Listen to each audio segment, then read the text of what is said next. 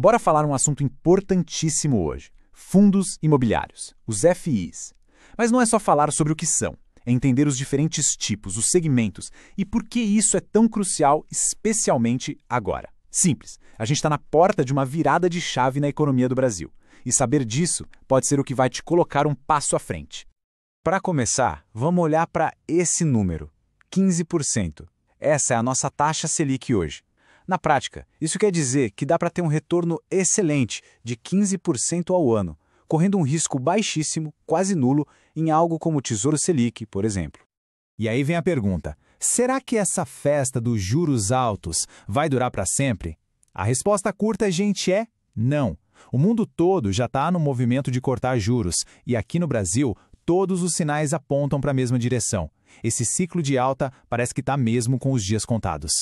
E isso não é achismo não, olha só as projeções. O Boletim Focus, que é um relatório super confiável do Banco Central, que basicamente ouve o que os gigantes do mercado estão pensando, já mostra isso.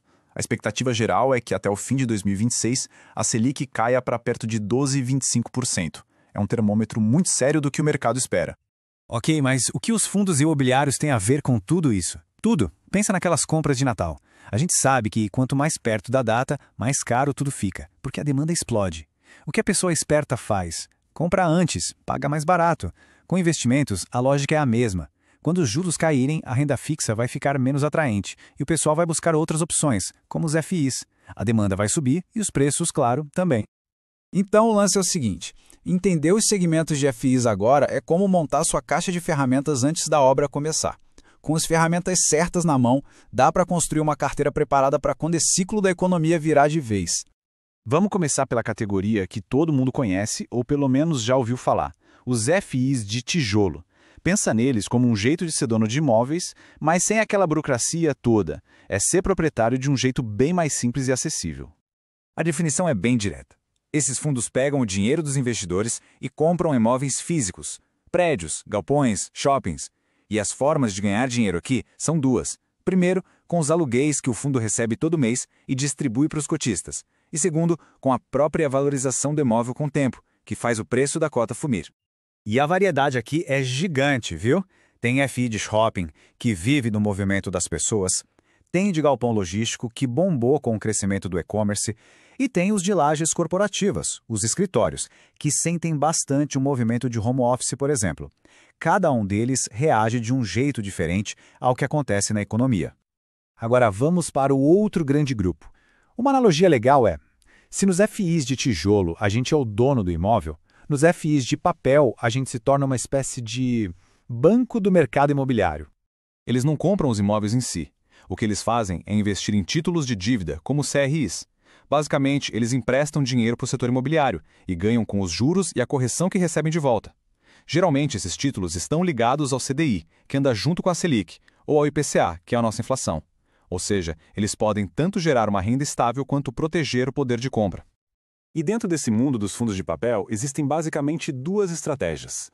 Os high grade, que são mais conservadores, investindo em dívidas de empresas gigantes e seguras, e do outro lado, os high yield, que são mais arrojados, que buscam retornos maiores ao financiar projetos com mais risco. É a clássica balança de risco e retorno. Olha, esse quadro aqui resume tudo perfeitamente. Tijolo, o ativo é o imóvel, a renda vem do aluguel e o grande risco é o inquilino sair. Papel, o ativo é uma dívida, a renda vem dos juros e o risco é alguém dar o calote. São duas maneiras completamente diferentes de investir no mesmo mercado. Beleza, já dominamos tijolo e papel, mas a caixa de ferramentas não para por aí. Existem outras categorias, um pouco mais avançadas, para quem quer expandir ainda mais as possibilidades. Por exemplo, temos os FIs de desenvolvimento. Eles investem em obras para lucrar com a venda dos imóveis depois. O risco é bem mais alto, mas o potencial de ganho também. Temos os híbridos, que misturam tudo num fundo só, tijolo, papel, outros ativos, e também os fundos de fundos, os FOFs, que compram cotas de outros FIs. É um jeito fácil de diversificar, mas tem que ficar de olho, porque geralmente tem taxa dupla. Com todas essas ferramentas na mão, a grande questão é como usar tudo isso. O segredo não é escolher a melhor ferramenta, mas saber combinar várias delas para construir uma carteira que seja forte e aguente os solavancos do mercado. E aqui vai uma pergunta que muita gente se confunde. Imagina uma pessoa que tem 10 fundos imobiliários diferentes, mas todos eles são de shopping. Essa carteira está bem diversificada? A resposta é um sonoro e definitivo não. Ter vários fundos do mesmo tipo não é diversificar. É só deixar a carteira mais complexa, mas o risco principal, que é o do setor de shoppings, continua todo lá. Diversificar de verdade é misturar segmentos diferentes que se comportam de maneiras diferentes em cada momento da economia. Dá uma olhada nesse exemplo. É uma ideia de como uma carteira diversificada poderia ser. Uma boa parte em tijolo, para buscar a valorização dos imóveis no longo prazo, outra parte grande em papel, para gerar uma renda mais estável e ligada aos juros, e uma fatia menor em algo de maior risco, como desenvolvimento, para apimentar o retorno. E essa frase aqui, ela resume a estratégia inteira. O momento de se preparar é agora, justamente quando os juros altos acabam distraindo a maioria das pessoas. Se preparar enquanto os outros estão olhando para o outro lado é o que faz a diferença. Então, vamos amarrar tudo isso.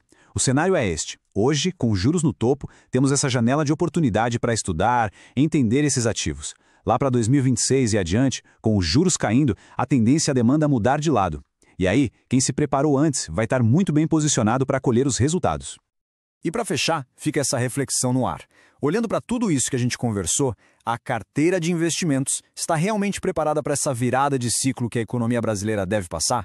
A hora de pensar nisso de verdade é agora. Cairo Invest explica.